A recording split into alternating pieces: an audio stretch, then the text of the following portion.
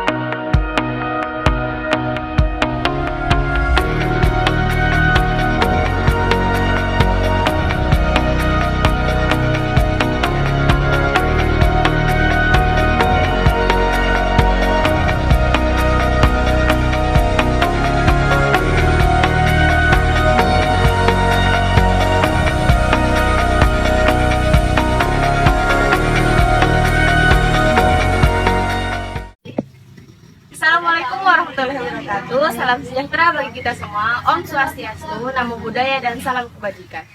Halo everyone, perkenalkan nama saya Dinda Lestari. Nah, di sini saya berada di Benteng Fort Marlborough yang berada di Bengkulu. Nah, di sini saya akan membahas tentang sejarah Benteng Fort Marlborough. Bagaimana kisahnya? Yuk simak videonya.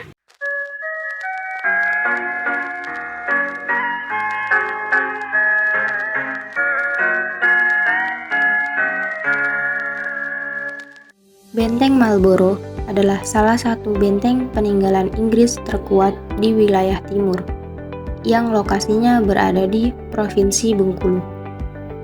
Benteng ini dibangun antara 1714 hingga 1719 oleh East India Company di bawah kepemimpinan Gubernur Joseph Calot. Dalam sejarahnya, benteng yang digunakan sebagai basis pertahanan Inggris ini pernah dibakar oleh rakyat Bengkulu. Namun, fungsinya sebagai benteng pertahanan tetap bertahan hingga masa pendudukan Hindia Belanda, Jepang, bahkan pasca kemerdekaan Indonesia. Sejarah berdirinya Benteng Marlborough tidak terlepas dari masuk dan berkembangnya EIC, kongsi dagang milik Inggris di Bengkulu. Setelah kalah dari VOC di Banten, Bengkulu memang menjadi pusat aktivitas EIC di Asia Tenggara. Untuk menandai kepentingannya di Bengkulu, Inggris membangun benteng terbesarnya di kawasan ini. Benteng Marlborough mulai dibangun pada 1714. Nama Marlborough sendiri diambil dari nama jenderal Inggris terkenal, yaitu John Carmichael, Duke of Marlborough, yang hidup di awal abad ke-17. Dalam proses pembangunannya yang memakan waktu hingga 5 tahun, EIC meminta bantuan dari rakyat Bengkulu.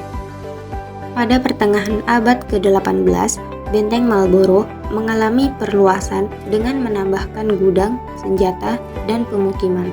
Letak Benteng Marlborough sangat strategis, yakni di tepi pantai Tapak Padri dan membelakangi Samudra Hindia. Hal ini dimaksudkan untuk memperkuat pertahanan militer Inggris dari ancaman VOC, karena Bengkulu adalah ladang lada terbesar di Sumatera. Seiring berkembangnya waktu, bangunan ini juga difungsikan sebagai pusat perdagangan, pusat penyimpanan rempah-rempah EIC, pemantau lalu lintas lada, dan untuk mengawasi pelayaran serta perdagangan di sekitar Selat Sunda. Baik teman-teman, di sini saya akan memasuki ruang pamer 1.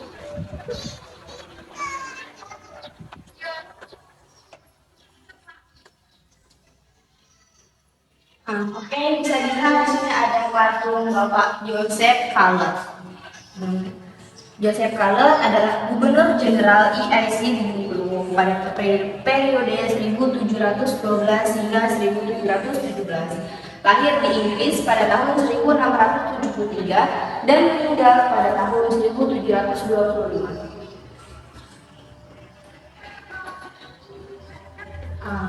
Kemudian di sini ada karakteristik bangunan Fort Marlborough. Nah, Fort Marlborough menempati lahan seluas 44.100,5 meter persegi, panjang 240,5 meter dan lebar 170,5 meter, yang memiliki karakteristik bentuk bangunan seperti struktur atap datar, struktur atap limasan, ubin lantai Fort Marlborough dengan sisa-sisa moluska pada permukaannya, kemudian genteng yang didatangkan dari luar Bengkulu, dan yang terakhir adalah interior dalam Fort Marlborough. Nah, di sini ada peninggalan paku benteng Fort Marlborough. Kemudian di sini ada fragmen genteng Fort Marlborough. Kemudian ada fragmen bata. Dan yaitu yang terakhir Iron Cannonball. Oke teman-teman, bisa dilihat di sini ada Fort York, yaitu cikal bakal benteng Marlborough. Fort York merupakan benteng Inggris pertama dibangun di Sumatera. Tujuan berdirinya Fort York sebagai wilayah permukiman, kantor komisi dagang, barak militer, dan benteng pertahanan. Nah, adapun proses pembangunannya, proses pembangunan Fort York diawasi oleh ahli bangunan yaitu Robert Fowler dengan mempekerjakan penduduk lokal. Oke, bisa dilihat di sini ada fragmen bata Fort York. Kemudian ada fragmen bata Fort York.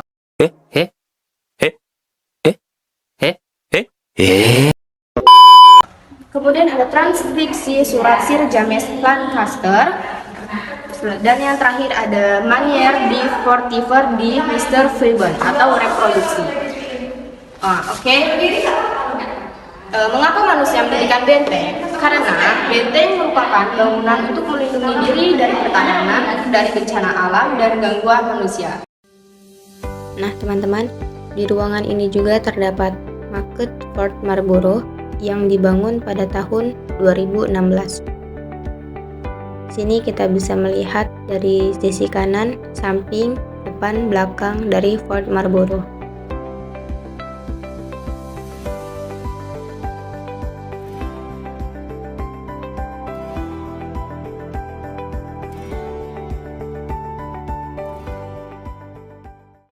Baiklah teman-teman, selanjutnya di sini saya akan memasuki ruang pamer 2.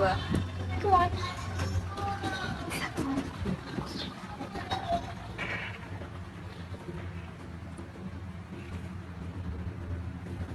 Oke, bisa dilihat di sini ada Bengkulu pada abad ke-17. Nah, Bengkulu pada abad ke-17 merupakan wilayah persaingan antara Belanda dan Inggris. Pada masa ini, Bengkulu terdiri dari Kerajaan Sungai Serut, Selebar, Patpetulai, Balai Buntar, Sungai Lemau, Sekiris, Gedung Agung, dan Marokia. Baiklah teman-teman, selanjutnya di sini ada Perayaman Company. Nah, apa itu? Yaitu merupakan nama yang diberikan untuk armada infanteri yang dikirim dari London untuk mendukung pendirian kantor dagang di Perayaman. Bisa dilihat di sini ada transkripsi surat Benjamin Blomo pada tahun 1684. Oke, kemudian ada Fort York, merupakan benteng pertama di Inggris dan berfungsi sebagai kantor dagang, benteng pertahanan, dan pemukiman. Bendera Inggris pertama kali berkibar di benteng ini pada tanggal 12 Juli 1685. Di sini ada fragmen keramik Fort York. Oke, kemudian fragmen Marlborough. Joseph Callet sebagai Deputi Gubernur saat itu menulis laporan tentang kondisi Fort York yang semakin memburuk seperti kerusakan fisik bangunan, kesehatan, penghuni benteng, dan persoalan disiplin pasukan. Di sini ada fragmen pipa rokok. Kemudian di sini ada fragmen botol minuman. Ini oke. Oke, selanjutnya di sini ada sejarah Belanda di Bengkulu. Nah, sebelum kedatangan Inggris di Bengkulu, Belanda telah memasuki wilayah ini tahun 1664. Belanda dengan VOC telah mendirikan kantor pelelangan di Bengkulu. Tahun 1670, Sultan Banten mengeluarkan peraturan transaksi baru mengenai lada atau paper. Peraturan ini membuat pihak Belanda mengalami kerugian sehingga Belanda meninggalkan Bengkulu pada tahun 1670. Nah, teman-teman bisa dilihat di sini ada patung dari Bapak Gubernur Jenderal EIC di Bengkulu periode, yaitu Sir Stamford Raffles. Sir Thomas Stamford Bingley Raffles adalah seorang negarawan Britania, Gubernur Jenderal Hindia Belanda, dan Letnan Gubernur Jenderal Bengkulu yang sangat terkenal dikarenakan mampu membawa pendirian Malaysia dan Singapura yang lebih maju dan modern. Nah, teman-teman bisa dilihat juga di ruangan ini terdapat dua patung, yaitu patung Insinyur Soekarno dan Residen Bengkulu C.E. Mayer yang sedang berdialog di Fort Marlborough pada tahun 1940. Di sini, Insinyur Soekarno diminta untuk merancang sebuah tugu oleh pemerintah Hindia Belanda untuk mengenang penyerangan Jerman terhadap Belanda. Insinyur Soekarno menolak secara halus dengan menyusun 3 buah batu yang ditumpuk sebagai rancangan tugu tersebut. Nah, oke teman-teman, selanjutnya di sini saya akan memasuki ruang jaga atau sel militer.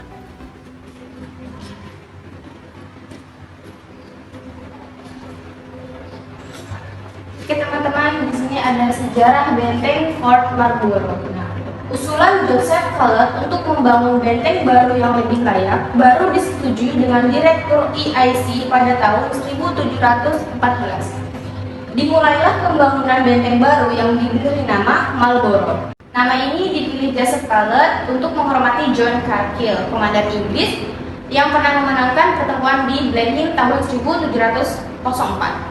Nah, teman-teman bisa dilihat di sini ada sejarah Eropa menjarah kekayaan alam di Bengkulu. Nah, sejak abad ke-17, Bengkulu dikenal sebagai penghasil lada atau merica. Karena itu, banyak suku bangsa Nusantara lain yang berdatangan ke wilayah ini, seperti dari Jawa, Banten, Aceh, dan Minangkabau. Nah, begitu juga halnya dengan pedagang asing dari Eropa yang datang untuk tujuan melakukan kerjasama perdagangan dengan masyarakat Bengkulu. Oke, bisa dilihat di sini ada rumah tradisional Bengkulu. Nah, kondisi wilayah Bengkulu yang rawan gempa membuat masyarakat membangun rumah yang tahan gempa. Terbukti dari kemampuannya merespon resiko bahaya gempa serta memiliki kaidah bangunan vernakular, yaitu bentuk bangunan sederhana dan simetris, materialnya ringan, sistem sambungan ridge dan fleksibel, sistem struktur dan berkonstruksi yang menyatu, terutama pada struktur atap, dinding, dan fondasi.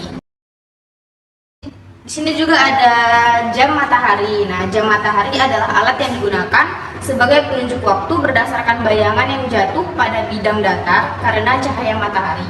Nah, alat sejenis ini biasanya juga digunakan oleh para pemeluk agama Islam di Bengkulu sebagai penunjuk waktu sholat zuhur dan asar dan disebut jam istiwa. Oke, bisa dilihat juga di sini ada senapan lontak. Nah, senapan lontak ini digunakan pada abad ke-17 dengan menggunakan batu api, bahan yang mengandung besi dan belerang sebagai pengganti sumbu api. Nah, saat memicu ditekan roda gerigi di bawah, cawan misu akan bergerak dengan menimbulkan bunga api yang membakar burung misu. Terlontarlah peluru melewati laras.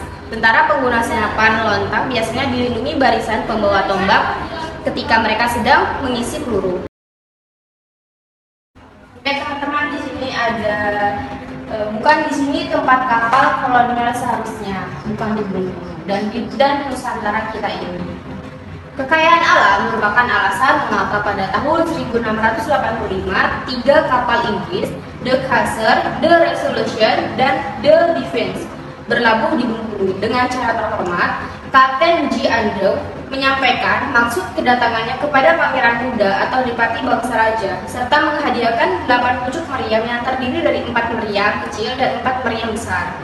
dan terjadilah perjanjian kerjasama perdagangan antara perusahaan dagang Inggris EIC yang diwakili oleh Ralph Ord dengan Raja Bengkulu. Oke, ini penampakan dari kapal kolonial. Bisa dilihat ini.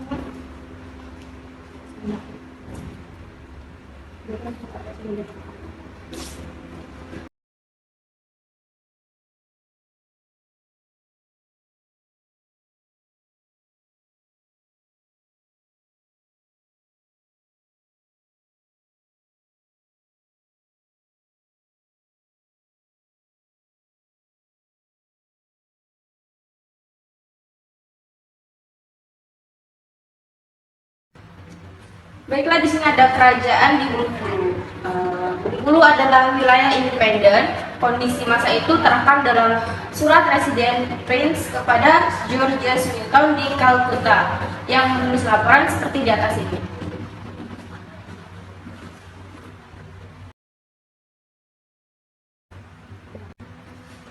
Di sini ada Bapak Dipati Maryam di Meriji, yaitu salah seorang pemimpin pribumi di Bengkulu pada tahun 1870. Baiklah, di sini ada surat keputusan Gubernur Batavia Komisaris Jenderal Van der Capellen pada tanggal 21 Desember 1827 nomor 15. Surat keputusannya menganjurkan agar para pegawai Eropa menyambut para bupati dan para kepala pribumi lainnya dengan ramah, serta memperlakukan dengan penuh hormat sesuai dengan kedudukan dan jabatannya. Baiklah, di sini ada senjata tradisional rudus. Nah, senjata sejenis ini yang digunakan rakyat Bengkulu untuk mempertahankan harga diri. Dan rudus itu merupakan lambang harga diri dan senjata pamungkas untuk melawan penjajahan. Juga karena memiliki nilai sakral terutama dalam prosesi penobatan Datuk Raja di masa silam.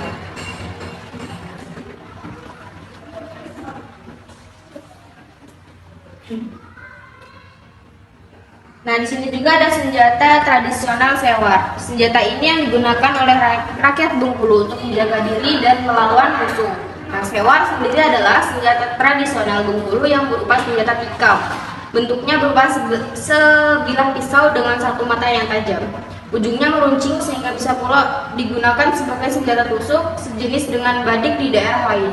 Adapun senjata yang terakhir yaitu senjata tradisional rambai ayam. Nah, senjata ini merupakan salah satu senjata asli di Bengkulu yang tidak ada di provinsi lain di Indonesia. Nah, senjata ini berupa senjata tusuk dengan ujung runcing dan melengkung dengan sudut yang kecil seperti taji ayam, yang salah satu sisinya yang sangat tajam. Sebagian masyarakat Bengkulu menyebut dengan nama jembio bila bagian serangka dan gagang biasanya diberi hiasan pahatan. Nah, oke teman-teman, di sini saya akan memasuki ruangan yang berkilau emas bersinar hingga ke Eropa.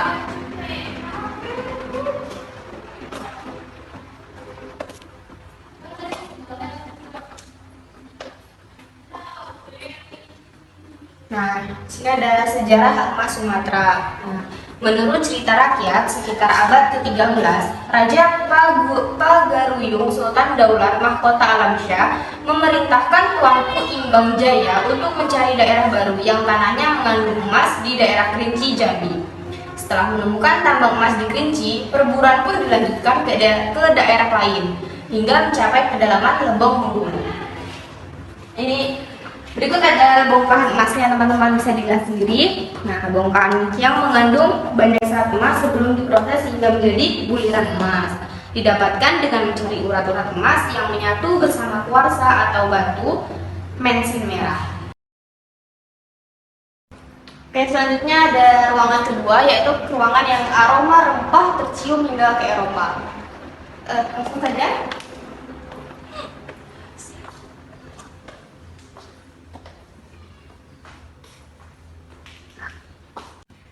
Aromanya sudah tercium meskipun kita belum melihatnya.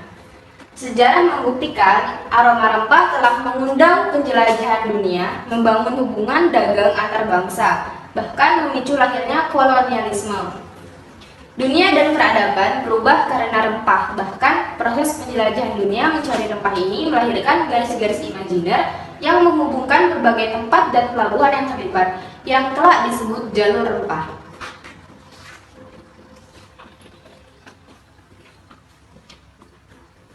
Oke teman-teman, bisa dilihat di sini ada jenis rempah-rempahnya yang berbagai jenis hasil tanaman yang beraroma seperti pala, cengkih, lada, dan untuk memberikan bau dan rasa khusus pada makanan.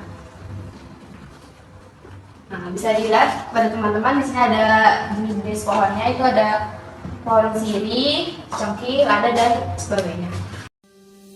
Oke lah teman-teman, itu tadi sejarah singkat dari Benteng Fort Marlborough.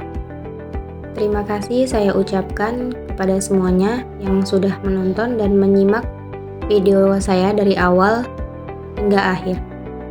Semoga dari video saya tersebut, teman-teman mendapatkan wawasan tentang sejarah Benteng Fort Marlborough yang ada di Bengkulu. See the lights, see the party, the bar gowns. See you make your way through the crowd and say hello. Little do I know. See you make your way through the crowd and say hello. Little do I know. Hold on, I still want you. It's true, my bad habits lead to you. Come back, I still need you. It's true, my bad